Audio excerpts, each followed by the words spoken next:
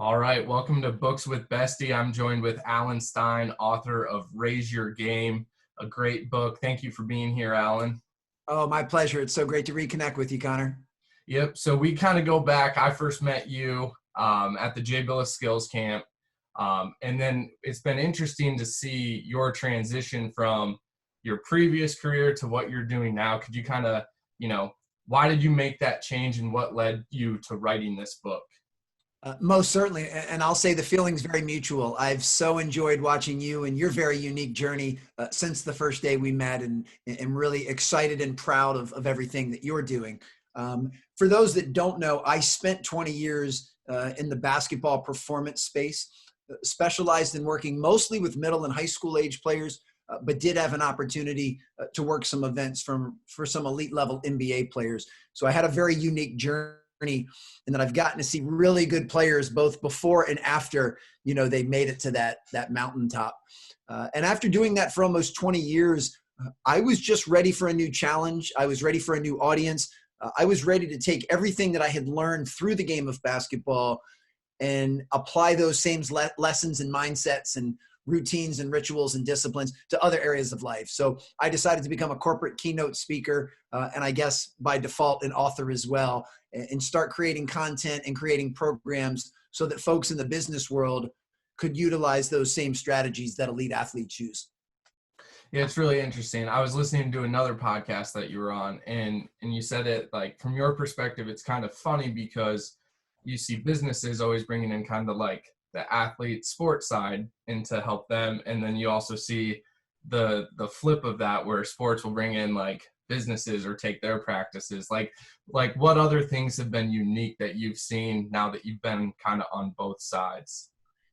I think it's important for really any leader in any walk of life to look outside of their direct industry and outside of their direct area of expertise to learn and to grow and to pick up strategies and things that they can apply to their craft. If we'll use basketball coaches as an example, since that's kind of the red thread that brought you and I together, first and foremost, it's a given that if you're a basketball coach, you will study and learn from other basketball coaches. I mean, I would at least hope so. And then the next concentric circle outside of that is you should be open to learning from coaches of any sport. If you're a high school coach listening to this, you should be making an effort to reach out to the softball coach, the football coach, the soccer coach, the track coach, the tennis coach, and try to, find what you can use that they use that would still fit into your philosophy. Then another step outside of that, which is the one we're kind of discussing, is start to look for leaders and coaches, if you will. And I use those two terms synonymously, leader and coach, in any area of life. The military and the armed forces is another one that is just rich with tremendous leadership principles that can be applied anywhere. But, if you're in sport, learn from leaders in the military, learn from leaders in business. The more we can step outside of that, the better off we can be. And then if we want to take it one step even further, not necessarily just when it comes to leadership, but think of specific skill sets that you want to look to improve and study groups outside of your direct industry to improve those skill sets. A perfect example will be for me as a professional keynote speaker, two areas that I study religiously are hip hop and stand-up comedians. I don't have any goals of being a rapper, and I'm not trying to be the funniest speaker on the circuit, but both hip hop and stand-up comedians they use spoken word. That is their art form, which is no different than being a professional speaker. So if I can study both of those art forms and how they use their vocabulary and vernacular, how they use their physicality when sharing, how they change their tone and their facial expressions and their body language when presenting, or in their case, rapping or doing stand-up comedy, are there things and threads that I can pull from that are applicable to what I do? So for the most part, I think we all should be very open to learning from anyone, anywhere that we can. Yeah, and it just like, I always think of, something that Jay Billis would say every year, he'd tell the story like you can learn something from every single person. And I think time and time again, you see that the best leaders or the best coaches, like, they're not just going to take advice only from the vice presidents or the associate head coach. Like, they listen to everybody in the room. So yeah, I think that's really important.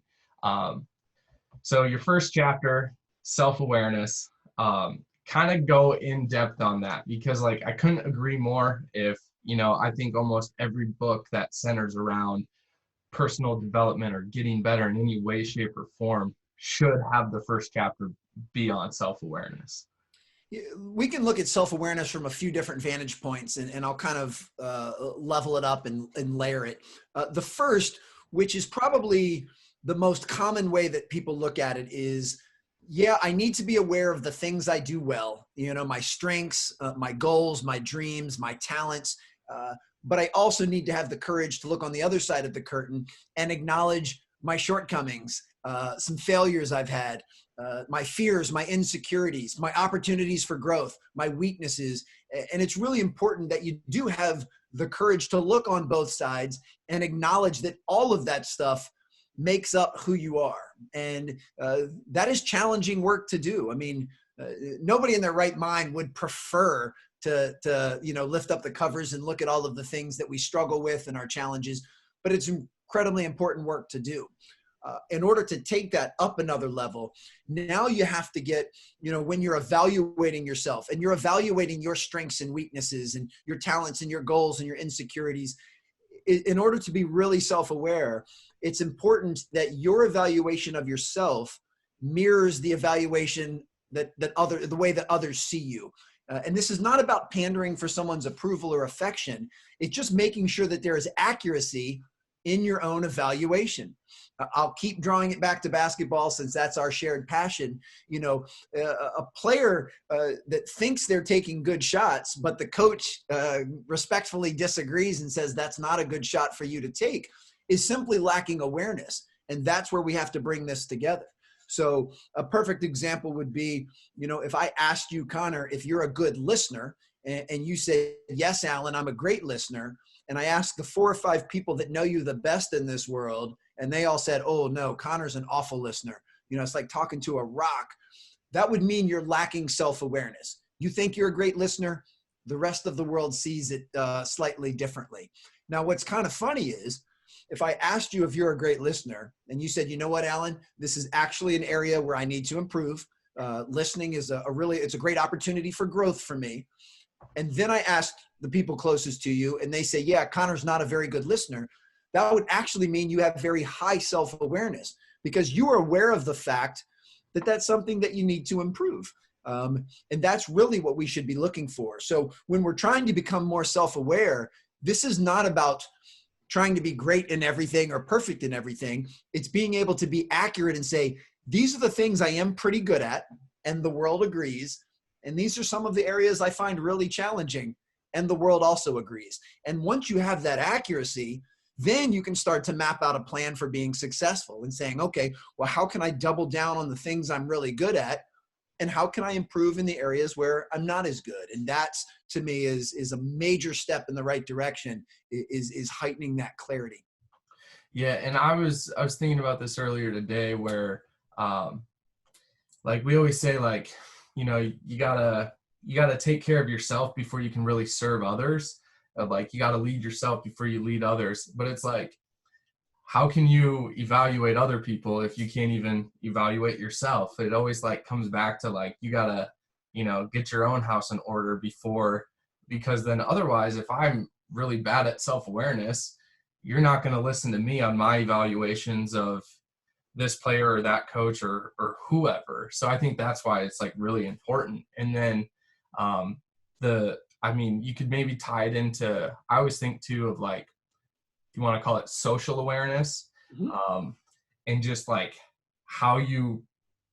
can you pick up how you're perceived from other people in the moment. And like, I remember a really funny example of that is like at the Jay Billis camp, the first year I was there, like you and Jay are obviously like big time figures in basketball. And so it's like, I didn't go up right away, and I would watch people and they would come up and it'd just be like, starstruck, like kind of rambling, and I'm just like, like, I don't think that's the best way to, build a good connection. Like, it's going to be tough to have a conversation. So I'm just like, oh, well, that's like a really valuable skill to be able to just realize that and how to connect with people. And so it's like, are you aware of how you are, but are you aware of also how to interact with others? Oh boy, there's so much insight in what you just unpacked there, and there's a lot of truth to that, because there's a variety of different types of awareness. And you just brought up social awareness, which is incredibly important.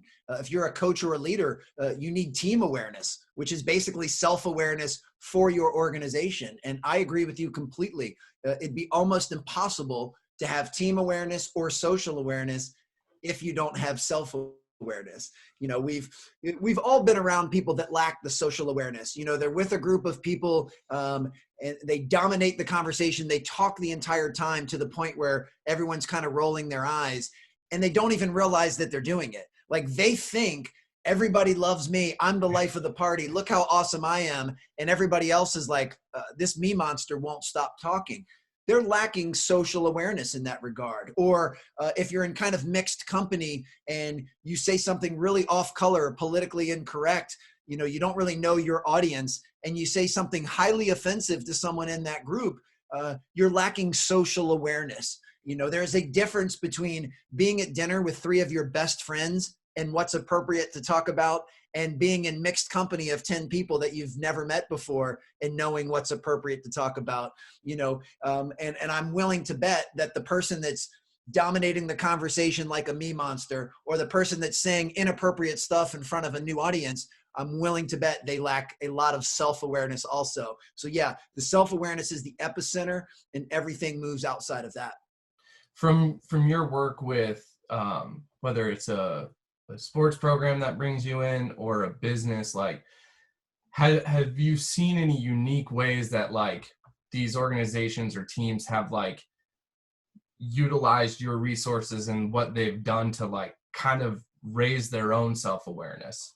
Oh, for sure. I mean, I give them an exercise to do, and there's a variety of ways to implement this. So I'll kind of put up some guardrails, but certainly anyone listening, please feel free to tweak this and make this yours. Which, coming from our basketball background, is always how I felt about implementing a new drill. If I'm going to do a new footwork drill, I want coaches to watch that.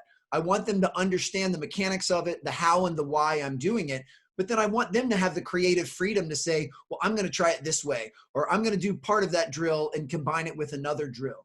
So one of the things that I would do would be, if we've got a group, whether this was a high school basketball team or a sales team in the corporate world, and say, can we all agree that it's important to be a good teammate?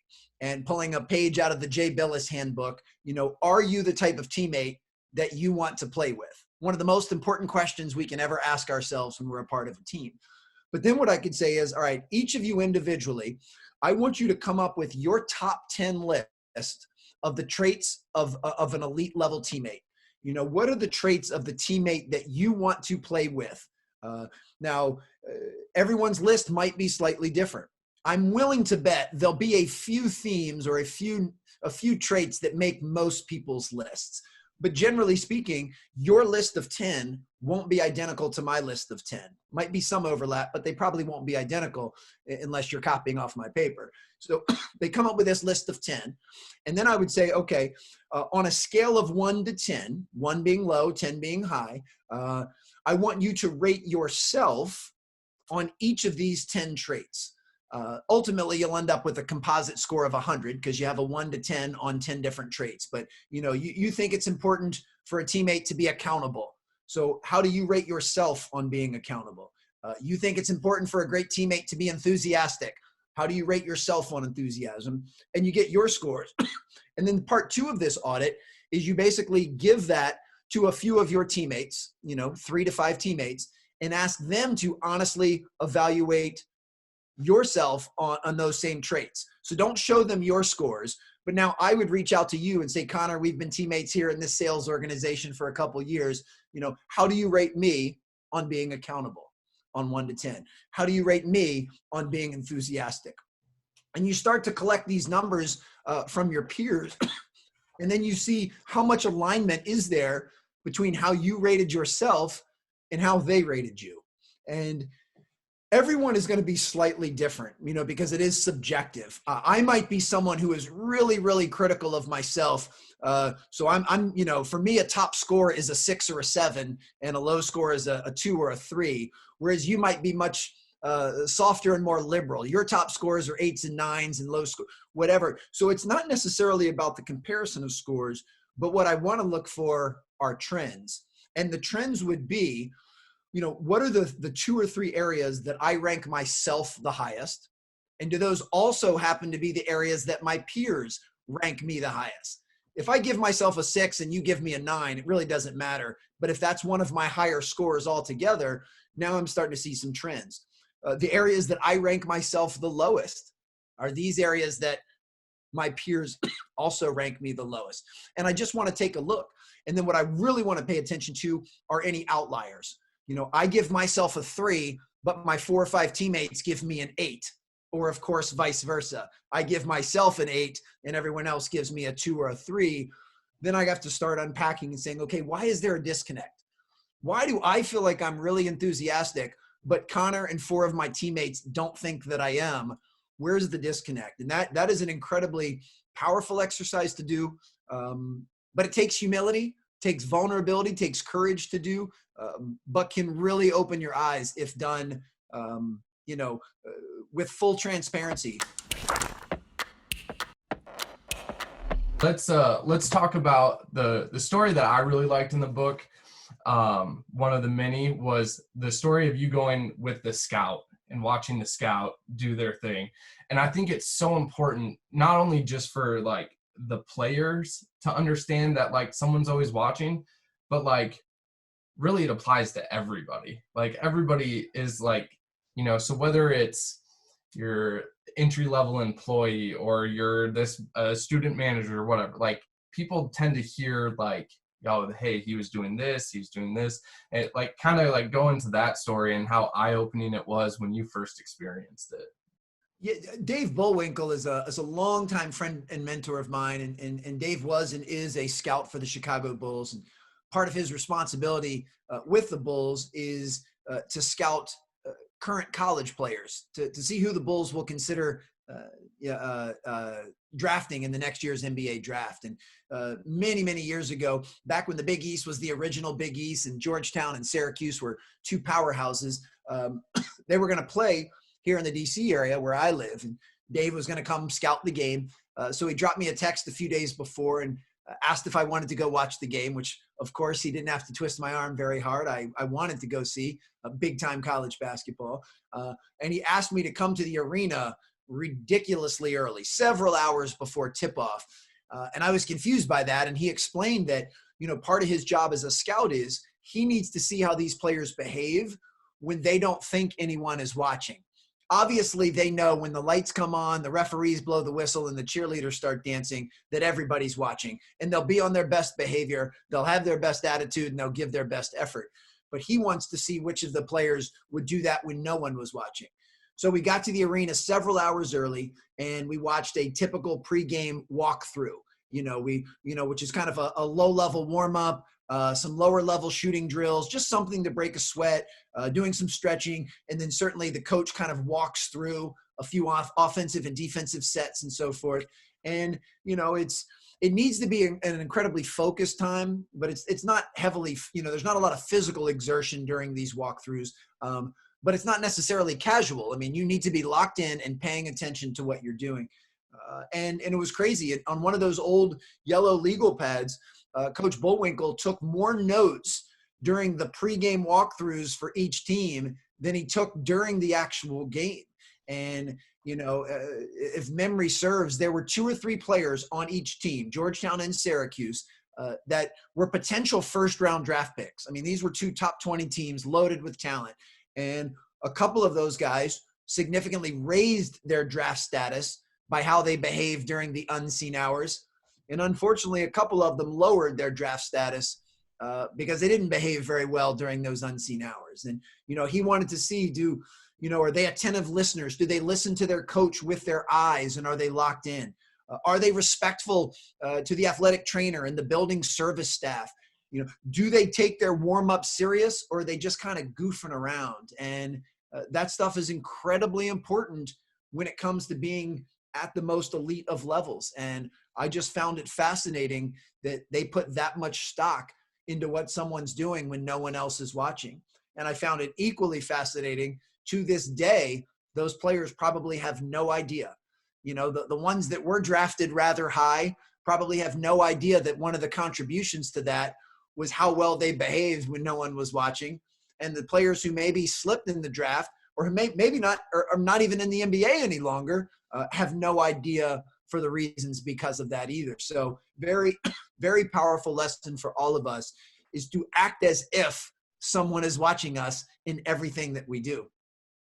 Yeah, one of my favorite questions to ask people, because even on like the, outside of players, whether it's coaches or businesses, is you hear stories of like how creative people are outside of the interview because of like everybody knows the right things to say in an interview. I'm a hard worker, blah, blah, blah. These are my accomplishments, all that. But it's like, I know there was one story where it's like they would take the, person interviewing out to dinner, and they'd be working with the server to intentionally mess up their food order because they wanted to see how they would react. And then it's like, it's funny, like you said, where it's like a lot of this stuff just goes over people's heads and they have no idea that it's happening. So just like you talk about it in the book too, like character, like how are you all the time? Because if you have high character and how you prepare and how you do everything, then you don't have to worry about it. And then the stress is gone. For sure. And what's important to note, because I don't want anyone listening to this to think that perfection is the goal, because it shouldn't be. Not for any of us. We're human beings and we're fallible. And when you get to the level of being a potential first-round draft pick for an NBA organization, they watch multiple games and they watch your behavior before the game multiple times. So this is not something where, like Coach Bullwinkle is well aware of the fact that if he came to watch a game and one of the players was a little bit loose and kind of goofing around before, that's not a complete admonishment of that player. He's going to see that 3 or 4 more times. And if in the 3 or 4 other times the player is incredibly locked in and focused, then he can realize, hey, that one time was somewhat of an outlier. Maybe they were just off that day. We all make mistakes. That's given. But if he starts to see that's a pattern and that happens regularly, then he is going to assume, well, if we draft you, that's how you're going to behave when you're with us. So it's the same thing.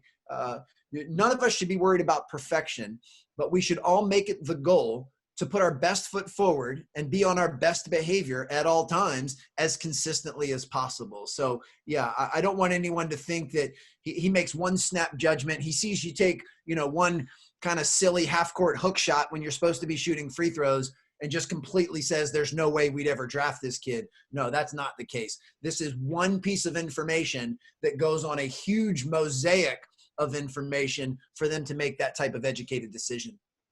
Yeah, and I think that, transitions perfectly into the next thing, because I've heard you talk about it at the Jay Billis camp or, in your book where you control your effort and your attitude. And I love the saying, do the best you can with what you have, where you are. And I think so many times, I'm guilty of it too, where it's like, if I just had this, if I just had this, then I could, and it's like, no, like, and then it comes back to, the awareness piece of it too, of like, how can I intentionally get better, pushing myself outside of my comfort zone where I'm at? Because it's not about being perfect or having all the facilities or resources. Like, how can I get a little bit better?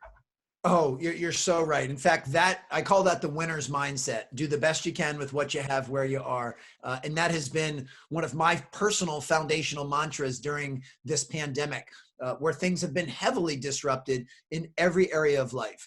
And there's probably never been a time in human history that would be easier to make excuses, to blame circumstances, or to just complain. There's no shortage of things for us to blame, complain, and make excuses about right now. But those things don't do anything to improve your situation or move you forward.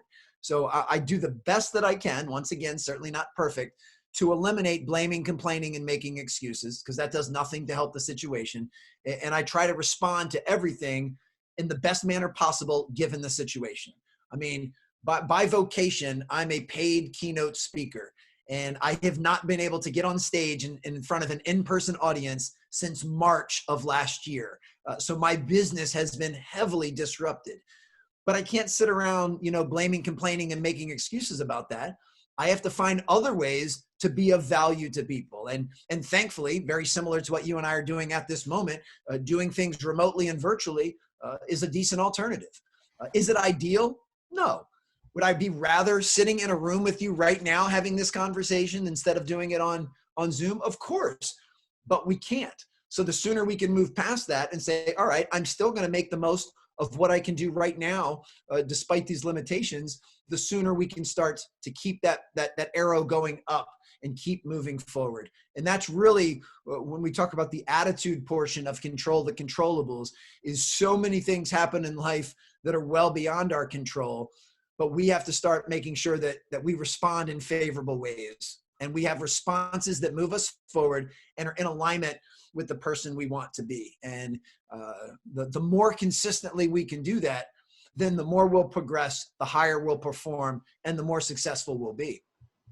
Yeah, and it's interesting because like everybody has those moments where like you just have to handle the situation the way you can. We're kind of all forced in this collectively. So it's like everybody is kind of learning like, be grateful for what you have. Like, it's interesting that a lot of the stuff we talk about that, sounds good and all that, like be grateful for what you have and all, it's like, it really sunk in this last year because of everything. But I mean, I think that's a lesson for life too, like 10 years from now, like what is industry and sports and all that going to look like? So it's like, you're constantly pivoting and having to be flexible, which is constantly like working on the edges to expand and adapt to change. Most certainly. And being able to adapt is so important. And a lot of this just has to do with conditioning ourselves and the sheer repetition.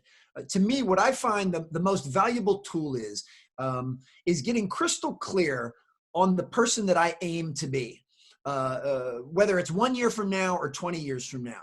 And we all have to recognize there's always, or there should always be, a gap between who we actually are and who we're trying to become.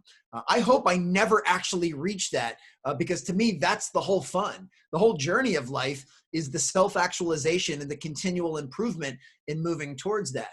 But we should all have some vision of the person that we want to become. And when you get great clarity on that, it actually simplifies many of your responses to what goes on. So when something happens, it could be something incredibly trivial, or it could be something of massive adversity. The question I ask myself is, what response is in alignment with becoming that person?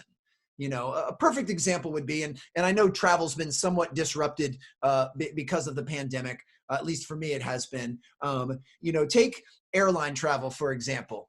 A typical airline travel is fraught with frustrations and disappointments, long lines at security and you get bumped down, or a flight is delayed, or it gets canceled. I mean, there are plenty of things that if we wanted to, we could complain, blame, or make excuses about with travel. But one, doing that never makes you get where you're trying to go any quicker. And two, just ask yourself, like, do I really want to be the type of person that gets bent out of shape because my flight got delayed?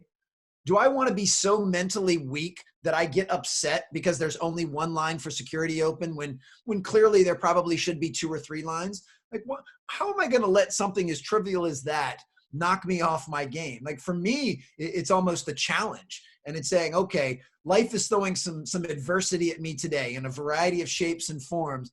I'm not going to let any of that stuff beat me. Every time something happens that irritates me, frustrates me, annoys me, makes me upset, I want my default, instead of being a visceral, natural, emotional response, I want my default to simply be to take a deep breath, count to 3, and then with consciousness and clarity, decide on a response that will actually help and move things forward. And I'm getting better at that. Certainly far from perfect, but I'm so much better at that today than I was, 3, 4, 5, 6 years ago. And it always reminds me of one of the most impactful books that I've ever read is less of a book and it's more of a little guidebook, is that book, Don't Sweat the Small Stuff. And the subtitle is It's All Small Stuff. It even says in that opening, like, don't treat life with the urgency that every single thing that happens is this massive deal. It's not that big a deal. Most things are not that big a deal when you think about it. And adopting that mindset has been so helpful for me. I don't let the little stuff frazzle me anymore. I don't get rattled. And because of that, because I'm able to inoculate myself from all the little annoyances that happen day by day, I've built up some resilience and some grit so that when big things do happen, I'm in a much better position, to handle those. And the way that I would look at that, it's kind of like in our basketball roots, you should probably learn to make layups before you start jacking up 3-pointers. You should probably get good about shooting around the basket before you start stepping out. And it's the same thing. If you get bent out of shape and it ruins your day because your flight is delayed, how in the world are you going to handle getting fired from a job? Or when somebody important, in your life passes away or gets sick? When the really big stuff happens, I mean, you're going to crumble if you can't even handle the little stuff. And that's how I choose to view it. And that mindset has helped me significantly over these last several years. Yeah, and I always kind of like think of it in terms of like, so I was kind of the same way where I looked at, where did I want to be? Okay, I want to be a coach. Okay, what do all the great coaches have in common? Okay, they're great leaders. And then from there, what do leaders do? Oh, they read. And then that's like 3 years ago when I read Atomic Habits. It's like it all kind of, hey, this is something that I can be doing right now as a student manager because, I'm not scouting and doing all the coaching stuff yet. I'm just a student manager. And so I always just got into this habit of like, there's leadership lessons all around us. It's not just reading in a book. So it'd be like one realization was I was working a manufacturing job and I worked from like 4 a.m. to 4 p.m. Like hated it. But I'm walking out of the building and like 20 feet in front of me, there's this lady pushing a cart and she'd go 4 or 5, the cart's bumping each crack in the sidewalk, stuff would fall off of it. And I'm like 20 feet behind her. But I'm in my own head saying, oh, like such a long 12-hour shift, like whatever. Guy comes walking really fast from behind me, also just getting done with that, goes and helps her pick it up and take it to her car. And I don't tell the story to make it seem like I'm a jerk, but like it was right in that moment where I'm like, leadership isn't about like picking up this book and reading it or doing this workshop. It's like, how are you viewing every single situation that you're in? Because if you do want to get into a leadership position, well, like a good test is all the little stuff that doesn't really matter. It's like, well, how can you still learn from all that little stuff so you're ready when the big stuff happens? Most certainly. And I do believe that everything matters.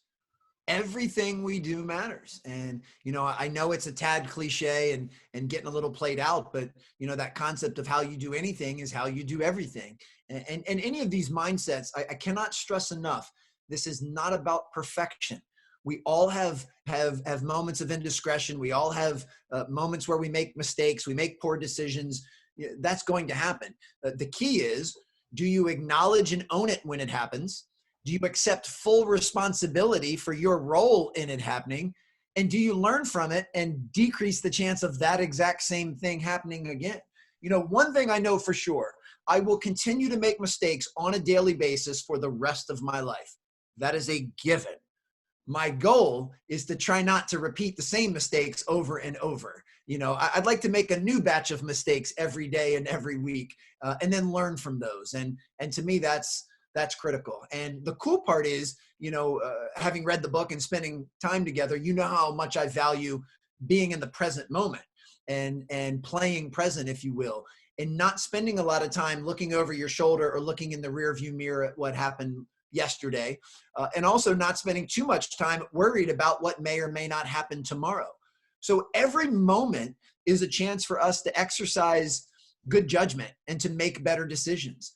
One of the questions I kind of rhetorically ask myself every night before I go to bed, I basically say, Alan, you just traded 24 hours of your life for the progress that you made today. Are you happy with that trade?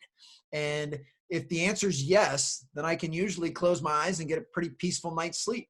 In the rare occasion that the answer is no, I give myself some grace and some compassion and say, well, today was not your best day. You weren't really on it today, but don't worry, today's over tomorrow. So starting tomorrow morning, you get a fresh slate. We're going to wipe that whiteboard clean, and you get a chance to start making better decisions tomorrow. And that needs to be the goal. No different than a basketball player. You may play really poorly in the first half.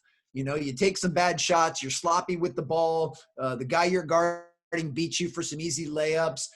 Well, you still have a second half where you can course correct and choose not to make those exact same mistakes again. And hopefully you're playing for a coach and with teammates that don't keep thinking about the mistakes you made in the first half. They're willing to play present and only focus on what's going on at that moment. Yeah, I think that's so important too, where like the self-compassion and the self-grace that people like, because I think back of when I was an athlete, and like you're just so hard on yourself because you strive for that perfection and winning and all that.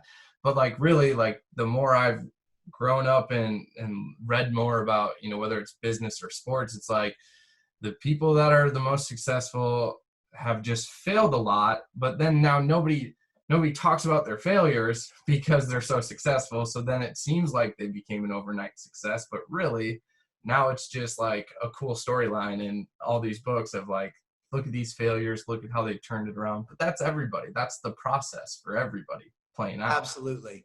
And it's so important that I'm glad you mentioned process is we need to be willing to identify the outcomes and the results that we want, but also be willing to look at the process and the micro steps that it takes to get there, and make sure that we understand that we can look at those things separately. There are going to be times when a basketball team plays really well. They play hard, they play smart, they play unselfishly, they execute the game plan, and they still don't win the game. The other team is either simply more talented or did all of those things just a little bit better. And you need to be able to say, we lost the game according to the scoreboard tonight, but let's unpack all of the things that we did really, really well. We did make the extra pass. We did hustle back and talk on defense. So just because you lost the game doesn't mean that everything is broken. In the same vein, just because you win doesn't mean that you did everything correctly and you followed that process. You may have won simply because you were more talented, but your team didn't play very hard and they did not play together or unselfishly. So we need to be able to look at both of those things, and I know for myself, as a professional speaker, there have been times where, I thought someone was going to hire me for an event and they didn't, which in the professional speaking world is kind of like losing a game. And I have to be able to separate the two and say, okay, I did not get the outcome that I wanted, which was to be hired to speak at this event. But let me go back and unpack my process and ask, was there anything else that I could have done that was within my control that could have possibly given me a different outcome? Sometimes the answer to that is yes. I woulda, coulda, and shoulda done this, and maybe I would have gotten that gig. And if that's the case, then I learn from that. Many times I unpack it and go, you know what? I did everything that I was capable of doing. They just simply selected another speaker.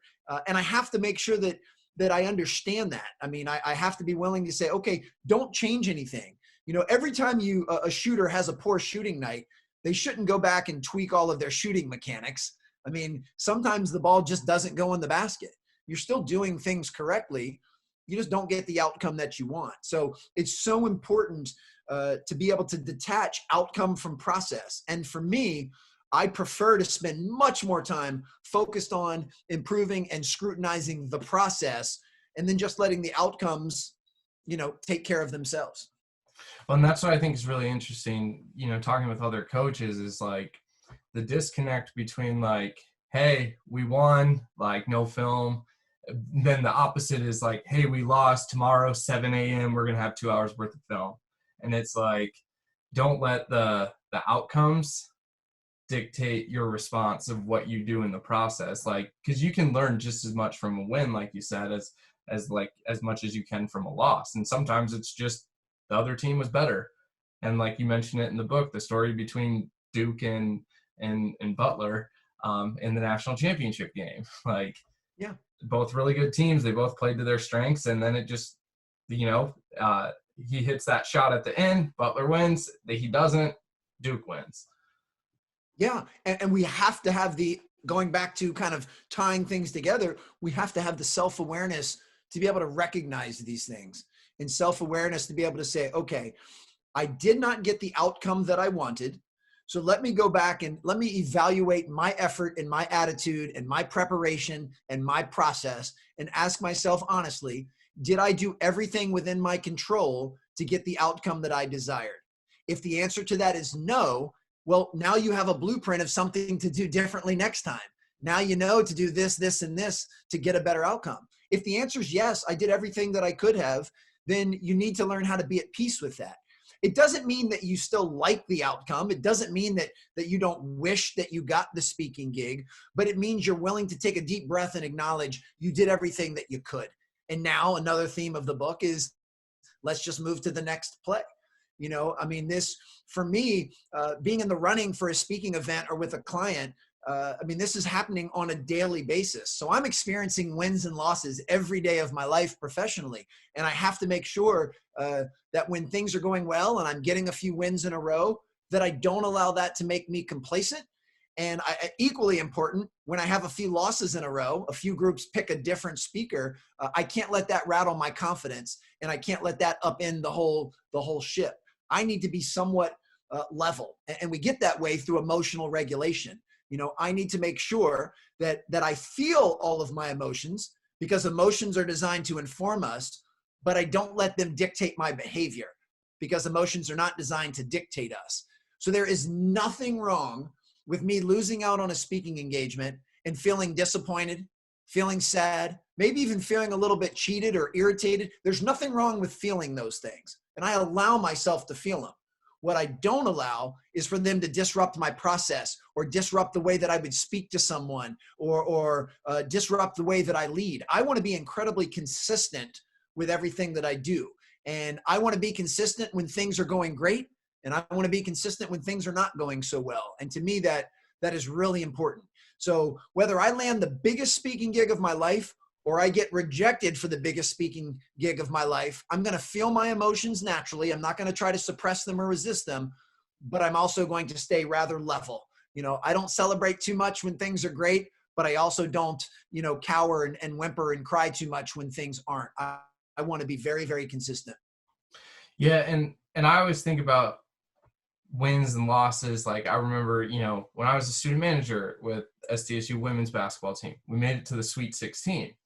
And I just remember, like, the feeling when the horn goes off and you advance to the Sweet 16. But I'm like, it was so short-lived. Like, you allow yourself to feel it in the moment, but it's like, now we're flying from New York to South Dakota and then have another day to get to Oregon, and then we go play Oregon. Like, it's like you can feel it in the moment, but like a lot of that stuff is so fleeting. So are you going to be the team that's like, oh my gosh, we made it, and then lose by 40 in the next game? Or are you going to, enjoy it, take it in stride, be like, okay, now we got to prep for the next thing? And I think the same can be said for losses. Like, are you going to be so down whenever you lose? Like, because there's always something next.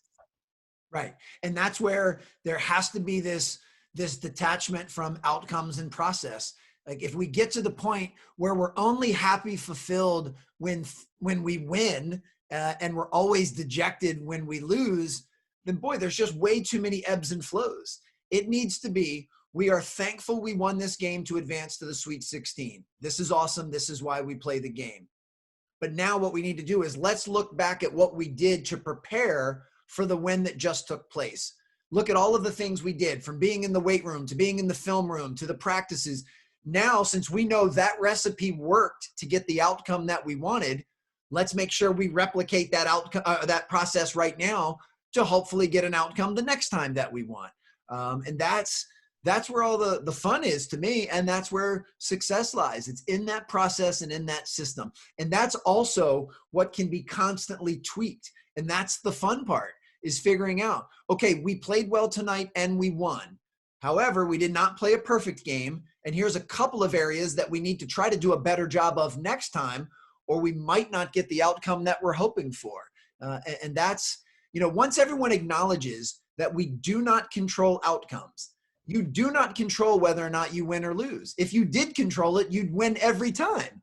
But obviously you can't control it because the opponents in the other colored jerseys and their coaching staff and players want to win just as badly as you do, for the most part. So obviously neither one of you has complete control over it.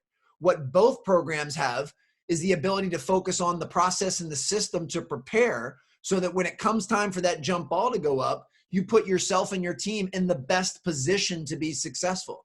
And whoever does that the most usually is pretty successful overall. I mean, basketball is such a simple game. The number one goal on offense is to take the highest percentage shot possible. The number one goal on defense is to make your opponent take the lowest percentage shot possible. That's it. If you can do those two things consistently, you win almost every game you'll ever play. But that doesn't happen very often. What happens is the offense starts taking bad shots for a variety of different reasons, or the defense gets lazy and gives up easy shots for a variety of different reasons, and now you lose the game. And it's only because you weren't able to break down that process. And that's why the most accomplished teams in basketball treat every single possession as if it's the only possession of the game. It's sudden death. We have the ball. If we score, we win. End of game. So what are we going to do, the five of us, to make sure that we take the highest percentage shot possible? If you can approach it on that granular of a level, you'll be golden. And then same thing on defense. It's sudden death. If we don't get this stop, our season is over. Now we need to band together and communicate and play help defense and do all of the things that we need to do to make sure we get that stop. And instead of looking at the basketball game as kind of this, 4 quarters or 2 halves, but instead every single possession on offense and defense matters. Every single one of them. We tend to highlight the ones at the end of the game. 3 seconds left, and you miss a layup, a wide open layup. And we all focus on that as the reason we lost. But we also missed 6 layups in the first quarter. We missed 9 free throws over the course of a game. We missed 3 wide open 3-pointers. So your layup is the one that's highlighted because it's the one that happened at the end. But every single one of those misses matters. Because if we would have made any of those shots, then your layup would have been irrelevant. We would have won anyway.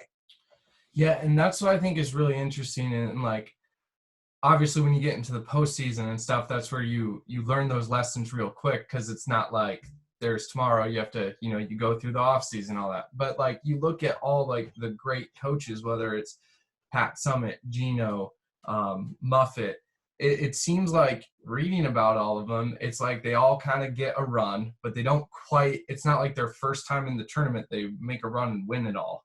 It's like they had to keep building off of it and building off of it. And this is a good segue here because, they build off of it and raise their game. And then the differentiation between the good to great coaches is the ones that raise it, but then, now they're, they don't keep that sustain anymore, but the great ones then sustain their game. And absolutely. And then all of these things feed each other because clearly when you start winning at a high clip, it becomes easier to recruit. Let's just talk about college basketball at the moment. The more you win, the easier it is to recruit because players want to come play for a winning program. When you're known for helping your players develop and matriculate up to the next level, I know they're having an incredibly tough season this season, but if you look at, Kentucky men's basketball program and John Calipari, he has proven that if you come play at Kentucky, you have a very good chance of playing in the NBA. That's kind of his mojo and his track record. So now they start to recruit themselves to want to come to Kentucky. So all of these things feed each other. When you can be very process focused and as a coach, you develop your players. Players know that from the day I step foot on campus to the day I leave, whether that's 1 year or 4 years, I will be a better player and I will be a better human being having come to this program. That is really, really attractive. So when we look at the big picture, as leaders, we want to create an environment that attracts top talent and we want to go out and search and recruit top talent. Then we want to make sure we develop and train that top talent to get the most out of them. And then when you can do those things consistently, the wins do just take care of themselves. But we have to have patience, and it takes time to do all of these things. Culture is a huge buzzword that's thrown around a lot. Culture is not something that can be established in a couple of days, a couple of weeks, or quite honestly, even a couple of months. I mean, you can start to make some progress, but culture takes significant time for those things to actually change. So when a new coach takes over a program, I hope that the administration gives that coach at least 2 or 3 years to really start to establish their culture, their standards, recruit their types of players. That's not something that can be just, done with the flip of a switch. These things take time. And that's why, once again, we should be looking at this as a continual process, not as just focused on the outcome.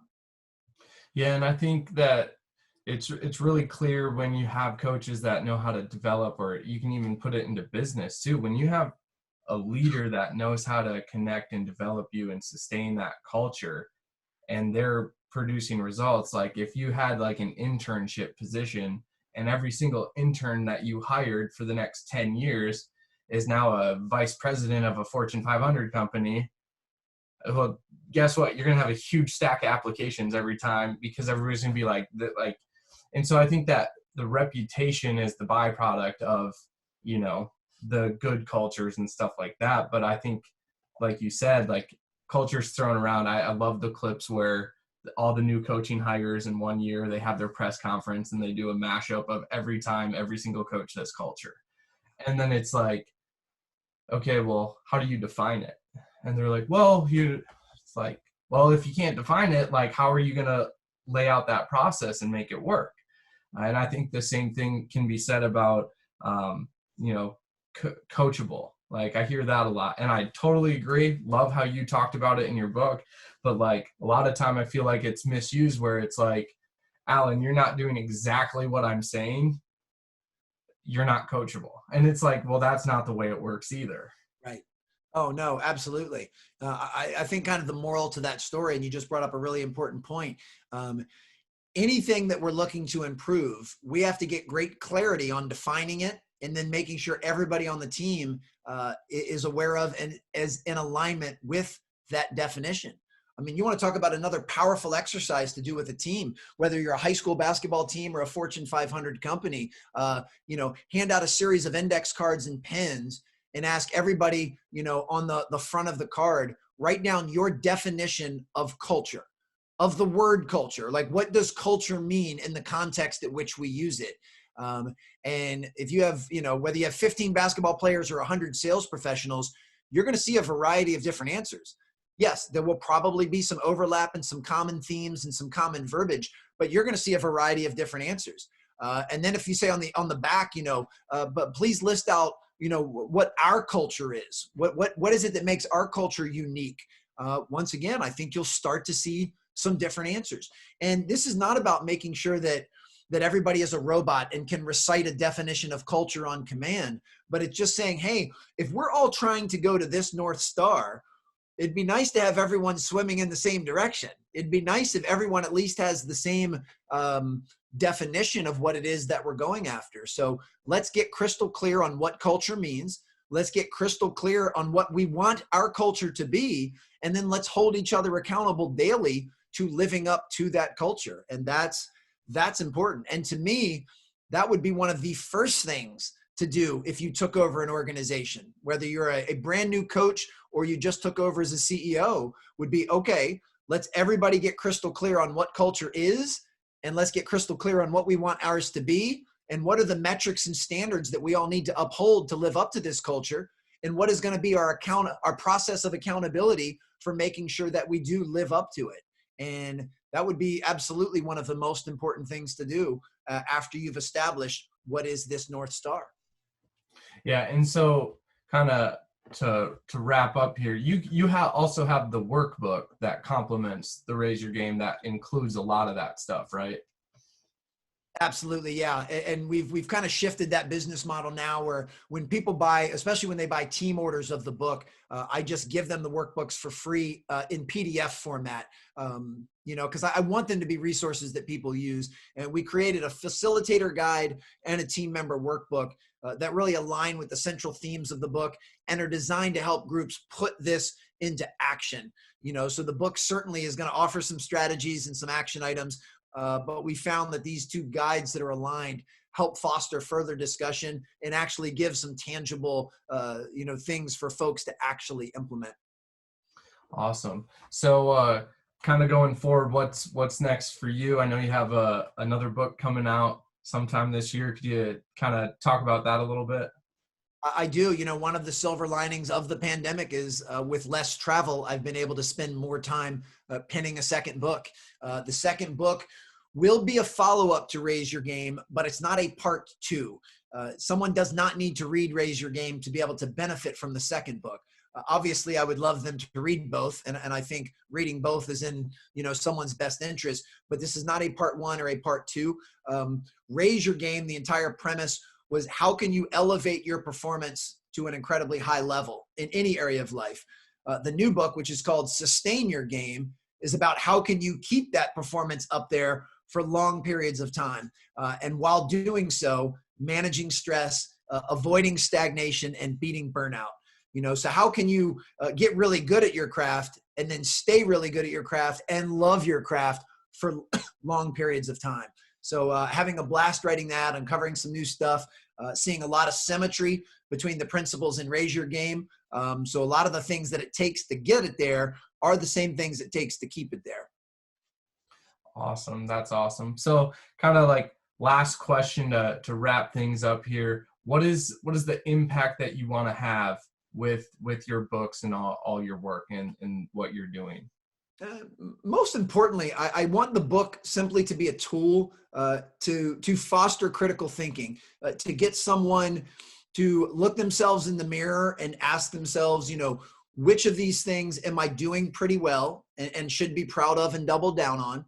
And which of these things are areas where I can grow, opportunities for growth and things that I need to improve on. And really the book, I just want to be a conduit to sharing all of the things that have been taught to me by so many different coaches. We'll even start with Jay Billis, who has a huge fingerprint on Raise Your Game through everything he's taught me.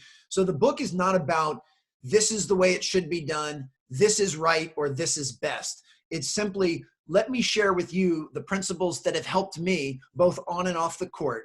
And I hope that you find these things useful. And I don't ever expect someone to read the book and agree with everything that I say or nod on every single page. But I do hope there's things in there that either they can add to their toolbox to strengthen what they have, or if nothing else, give them something. It stimulates their thought, gets them to question the way that they've been doing things. And either way, I just hope that they enjoy the experience of reading the book, but they find the practical and actionable strategies, something that helps them move forward. Awesome. And going forward, where can people find more info on you? Well, if anyone's interested in getting team copies of the book, you can email me directly, alan@alansteinjr.com, or you can visit alansteinjr.com, or I have a brand new site that just launched called strongerteam.com, which is a whole bunch of resources for improving organizational performance. Folks can also find me at Alan Stein Jr. On Instagram, Twitter, on any of the major social handles. And then if you're just looking to pick up a copy for yourself, just search for Raise Your Game in Amazon, or if you'd like to listen to the audiobook on Audible or iTunes. Awesome. Well, thanks for your time. I appreciate having you on today. Always my pleasure. Thank you, Connor.